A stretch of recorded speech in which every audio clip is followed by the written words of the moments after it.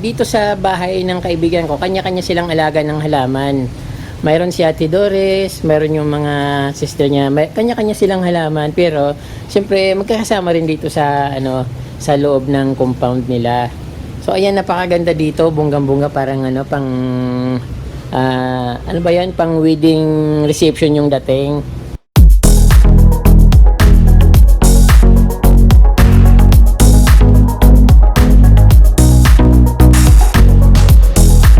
Hello mga ka-From-D, magandang umaga sa inyo at ngayon po ay nandito ulit ako sa aking kaibigan dito sa Manila.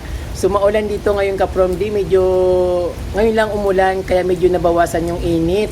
Medyo napreskuhan ng aking katawan ng konti. So kung bago lang po kay ka-From-D, huwag niyo pong munang kalimutan mag-subscribe at i-touch po yung notification bell para updated po kayo sa aking mga videos na bagong post. Ayan ka-From-D. So ito po, nandito nga po ako sa Manila, sa Quezon City, sa bahay ng aking kaibigan.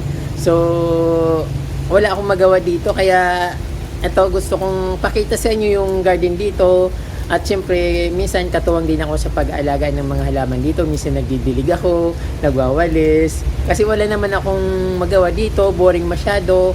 Walang mapuntahan kasi bawal lumabas.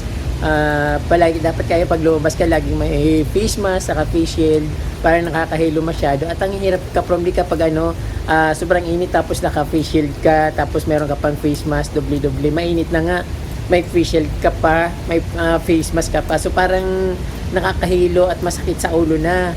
So ayan ka-From-D, pero wag na muna kasi maulan na maganda ngayon dito sa Manila kasi medyo mapresko dahil siguro sa bagyo na Dante. So, ngayon nag-worry ako sa aking kubo ka-From-D kasi alam ko naman kapag may bagyo, yung mahirap kapag nasa yung bahay mo ay kubo kasi yun talagang mga light materials ang gamit sa kubo, so madaling magiba. So kahit yung bagyo ay nasa Visayas, yung lugar namin sa Bicol ay palagi naman nasa Sapol kahit malayo kasi daanan talaga ng bagyo sa amin. So anyway, ito ka-From-D yung magandang halaman dito kahit na medyo maulan ay maganda pa rin tingnan, lalo ngayon umuulan na ulit, or sorry, kahit mainit po maganda pa rin tingnan kahit na yun nga po dahil alaga naman siya. Maganda pa rin tingnan, medyo natutuyo na nga yung mga halaman dito, pero ito amazing pa rin at napakaganda pa rin dito. So ipapakita ko sa inyo yung ginawa kong halaman dito or tinanim kong halaman dito na siguro mga magto 2 years ago na or 3 years ago kasi, pero siguro 2 years ago lang ito. Ito yung golden photos na itinanim ko dito, medyo maganda na siya. So ayan, ginagawa na nilang kinukunan na nilang mga pantanim. So ayun nga, putol-putol.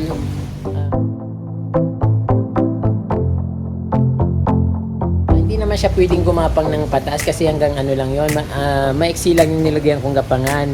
At syempre pag hindi pinutulan baka umapaw na dito sa sa ground, kaya mas magandang pinuputulan. Syempre yung mga halaman dito ka-From-D napakadami. Meron din kasi ang mga tanim dito. So actually nung pumunta ako dito mayroon akong dala kay Melody, kaso lang ito medyo pumayat na dahil sa napakainit dito. At ayun, yung mayana na yung mayana na rare na sa Bicol ko lang nakita. Ito, nag-iba na yung kulay, hindi na siya maganda.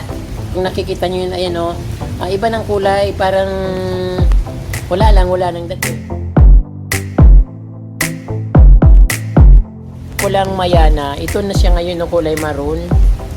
Unbelievable na ka-From-D. So pag dito kasi sa Manila medyo hindi talaga magandang weather condition dito, kaya ganun yung lumalabas sa mga hindi masyadong magandang nakikita.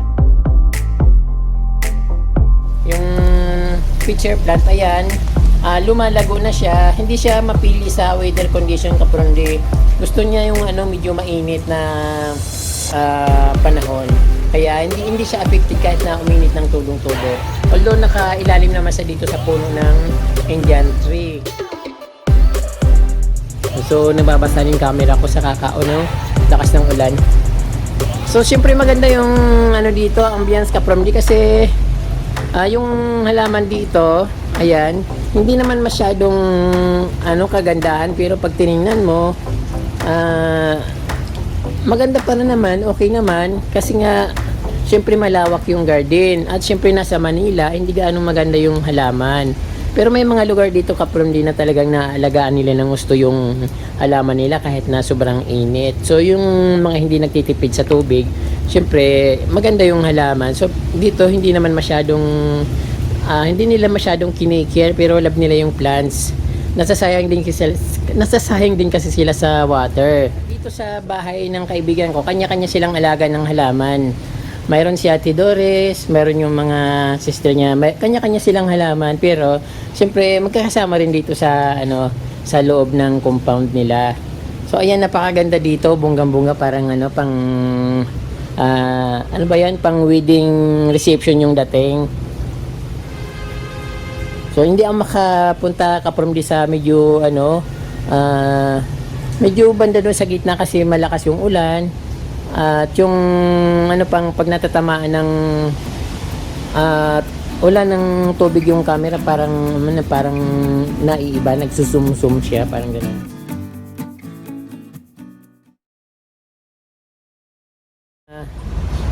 Ayan, may mga palm sila doon sa gilid. Tapos yung cypress na ginawa nilang Christmas tree. Ayan.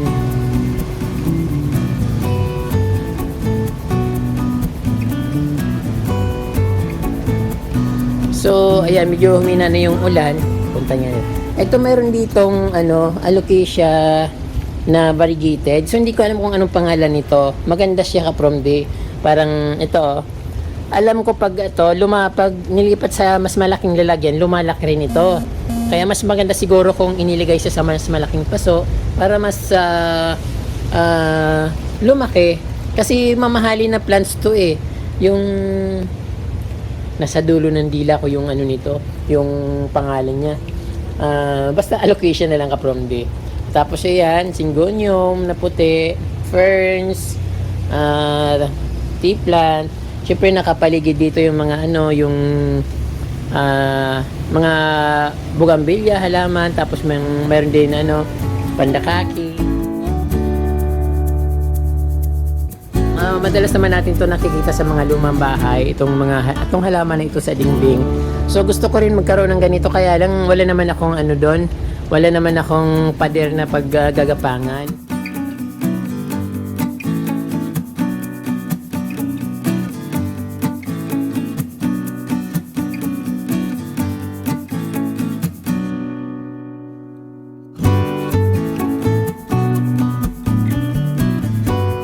Speaking of kawayan, mayroon silang mga bamboo plant dito. Ayan. Tapos syempre may mga bougainvillea. Andito rin yung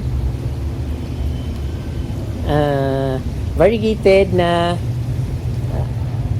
rubber plant. Ayan.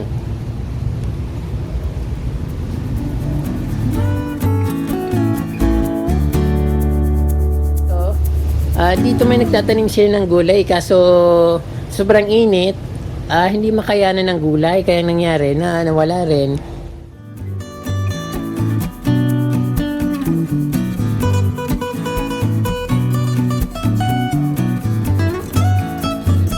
Ayan, crouton Kaprom D. Ayun, sabi ko nga sa inyo, dumadayo sila sa ibang lugar para mamili ng crouton.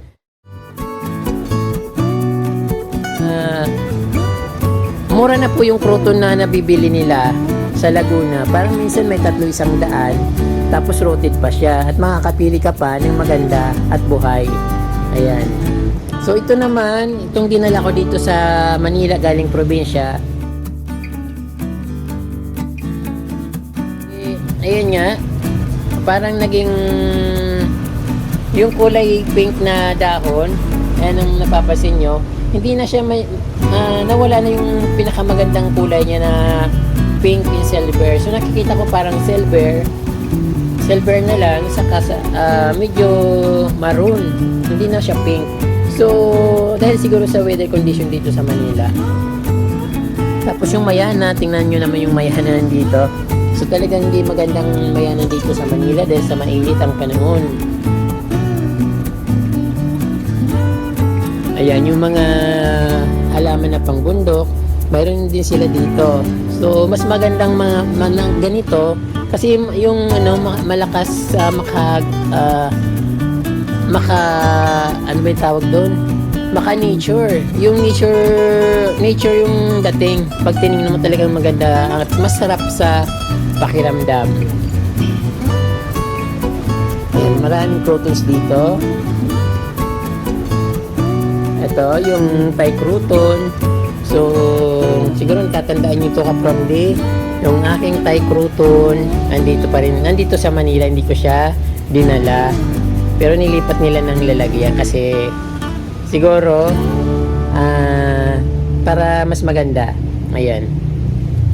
Iba't ibang klase ng crouton. Mayroon din mayana. Ito, walang ganitong crouton dito sa atin. Dito sa Manila, Metro Manila, Laguna, Cavite at Bulacan. Walang ganito dito. So, sabi ko dito galing sa dala ko to dito sa Manila. Ay sabi ko kay Ate Doris, walang ganyan dito sa buong Katagalugan. Hindi ko lang alam kung mayroon na kasi hindi ko naman lahat naiikot yung mga dito, mga garden. Kaya pero wala ako talagang nakita nito na crouton sa mga pamilihan.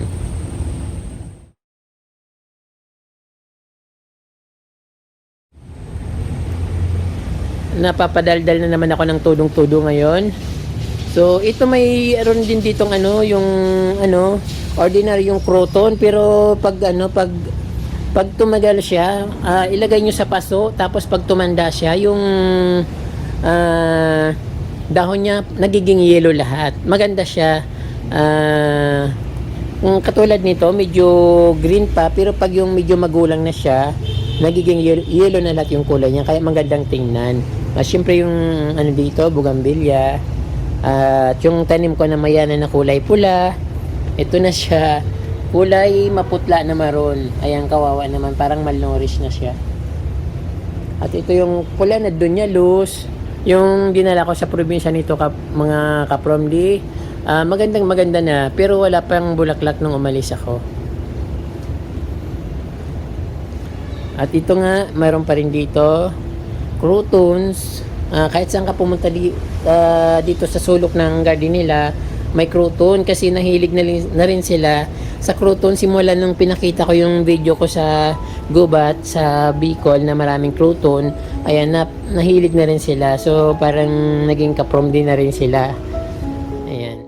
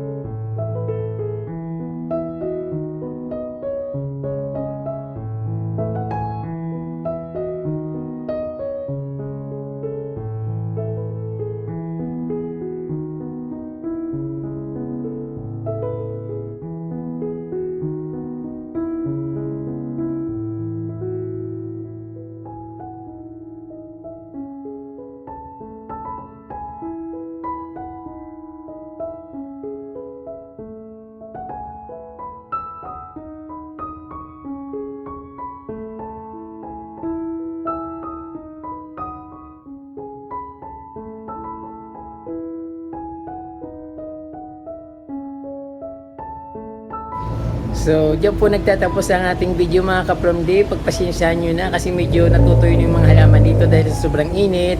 Kaya, ayan po, marami pong salamat sa inyong panunood. Naway hindi po kayo nagsasawang manood ng aking mga vlogs. At sisikapin ko po na magpakita pa rin sa inyo mag-video ng magagandang mga plans at kung ano-ano pa na pwede nyong ikalibang mga ka-From D dahil alam kong nasa bahay lang kayo at pandemic ngayon dahil at bawal pa rin lumabas. Ka-From D, maraming pong salamat ulit at sa susunod po, Diyos mabalos.